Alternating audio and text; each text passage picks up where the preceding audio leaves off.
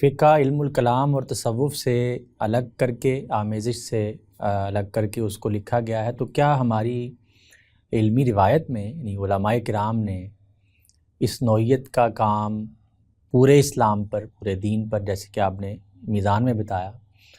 تو کیا پہلے موجود رہا ہے؟ یہ اچھا دلچسپ سوال ہے کہ کیا اس نوعیت کا کام جس میں کوئی مصنف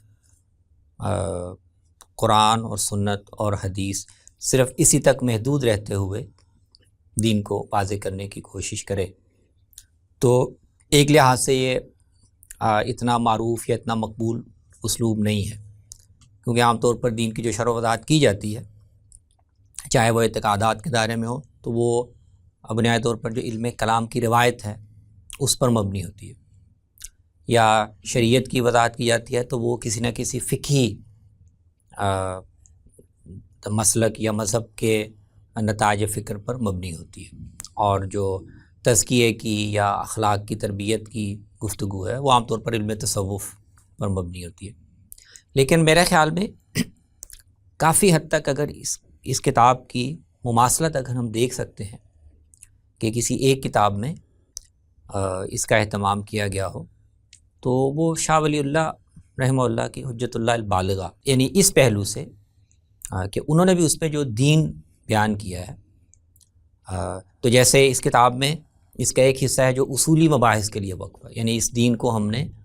اپروچ کیسے کرنا ہے، اس کے اصول کیا ہوں گے، اس کے مصادر کیا ہیں، کہاں سے ہمیں ملا ہے، تو ایک حصہ اصولی مباحث کا ہے، پھر اس کی روشنی میں پورے دین کا مطالعہ ہے، لیکن اس میں یا تو سنت متواترہ کا ذکر ہوگا یا قرآن کی کسی آیت کا یا اس کے تحت احادیث کا، تو کافی مواصلت حجت اللہ البالغہ میں ہمیں دکھائی دیتی ہے۔ حجت اللہ البالغہ جو ہے وہ اس پہلو سے میرے خیال میں ایک قریب ترین مثال بنتی ہے کہ جس میں شاہ صاحب نے جب دین کو بیان کیا ہے تو اس میں بھی انہوں نے قرآن مجید اور سنت اور احادیث تک وہ رہے ہیں، فقہی استنباطات کو انہوں نے نہیں لیا۔ ہاں، کسی رائے یا کسی فقہی مسئلے میں احادیث کی تعبیر و تشریح، وہ ظاہر ہے اس میں فقہی استنباط شامل ہے،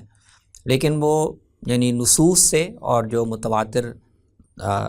تعامل سے ثابت دین ہے اس سے وہ عموماً باہر نہیں گئے۔ تو کہہ سکتے ہیں کہ ایک حد تک انہوں نے بھی یہی کوشش کی ہے کہ اللہ کے پیغمبر جو دین دے کر گئے تھے